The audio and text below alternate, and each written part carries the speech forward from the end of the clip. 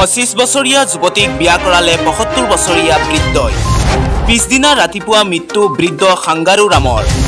উত্তৰ প্ৰদেশৰ জনপুৰত সংঘটিত হৈছে এই চাঞ্চল্যকৰ ঘটনা। দ্বিতীয়বাৰৰ বাবে বিবাহ পাশত আবদ্ধ হোৱাৰ মাত্ৰ এৰাতিৰ পিছত মৃত্যু হয় 75 বছৰীয়া সাংগাৰু ৰামৰ। কুচমুচ গাঁৱৰ বাসিন্দা সাংগাৰু ৰামে কেইবা বছৰমান পূৰ্বে পত্নীক হেৰুৱাইছিল। নিঃসন্তান হোৱাৰ বাবে তেওঁ সম্পূৰ্ণ অকলশৰীয়া হৈ পৰিছিল। খেতি কৰাত ব্যস্ত হলে নিঃসংগতাই তেওঁক ভিতৰৰ পৰা খাই পেলাইছিল। গতিকে আত্মীয়ৰ আপত্তি সত্ত্বেও তেওঁ পুনৰ বিয়া হোৱাৰ বাবে সিদ্ধান্ত ললে। যোৱা 29 ছেপ্টেম্বৰত 25 বছৰীয়া মনৱতীৰ সৈতে স্থানীয় মন্দিৰত মালা আদান প্ৰদান কৰে। বিয়াৰ পূৰ্বে আদালতত পঞ্জীয়ন কৰা হৈছিল বিবাহ। নৱবিবাহিত দম্পতীয়ে প্ৰথমটোৰ নিশা মূলতঃ কথা বতৰাত কটালে। দুয়োজনে নিজৰ ভৱিষ্যত পৰিয়ালৰ কথা চিন্তা কৰিলে। পিছদিনা ৰাতিপুৱা হঠাৎ সাংগাৰু ৰামৰ শাৰীৰিক অৱস্থাৰ অৱনতি ঘটিল। যদিও সোনকালে তেওঁক চিকিৎসালয়লৈ লৈ যোৱা হৈছিল, তথাপিও তেওঁক ৰক্ষা কৰিব পৰা নাছিল। চিকিৎসকে তেওঁক মৃত বুলি ঘোষণা কৰে।